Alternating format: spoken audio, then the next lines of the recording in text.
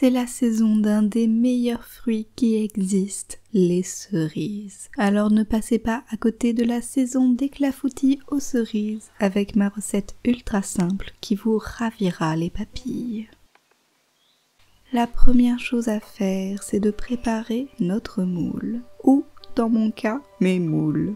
Je n'ai pas de grand plat à tarte simple dans lequel on fait traditionnellement les clafoutis, donc plutôt que de faire mon clafoutis dans un plat rond tout simple, j'ai eu envie de le faire dans plusieurs petits moules. Au final, j'ai utilisé 3 petits ramequins et 4 petits moules à tarte. Quoi qu'il en soit, il faut commencer par beurrer le ou les moules avec de la margarine.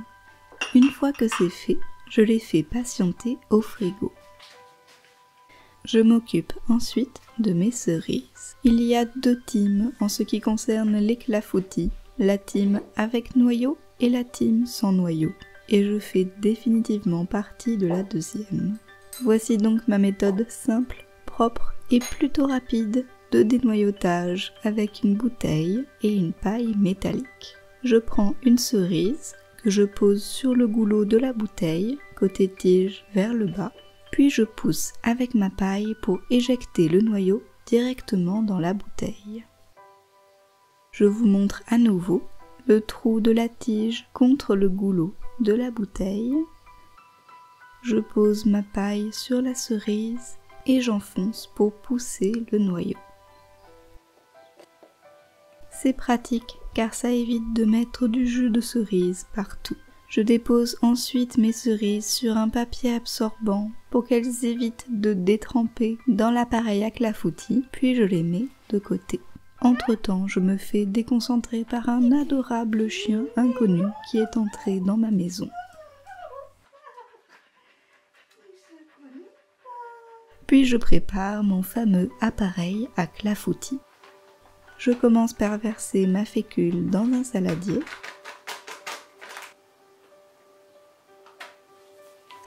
Puis mon sucre, et je fouette bien les deux pour enlever les grumeaux. Et enfin, j'y ajoute de la crème de soja petit à petit en mélangeant. Je vous conseille la crème de soja car c'est ce qu'on a de plus proche de la crème de lait de vache. Si vous utilisez autre chose, sachez que la texture finale peut être différente.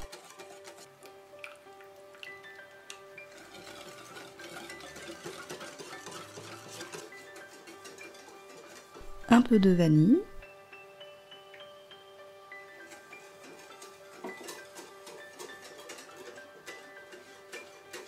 et notre appareil est prêt. Je peux ressortir mes petits moules, y disposer mes cerises. J'ai été un peu radine, soyez plus généreux que moi. Et je finis par les remplir d'appareils à clafoutis. J'utilise une louche pour que ce soit plus simple.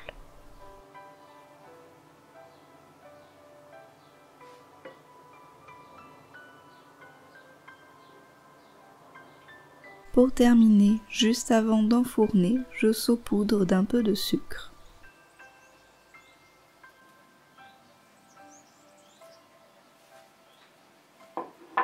Puis ils partent en cuisson pour environ 30 minutes. Quand les clafoutis sont cuits et dorés, ils sont bouillonnants. C'est nécessaire de les laisser refroidir complètement, puis de les laisser prendre au froid plusieurs heures.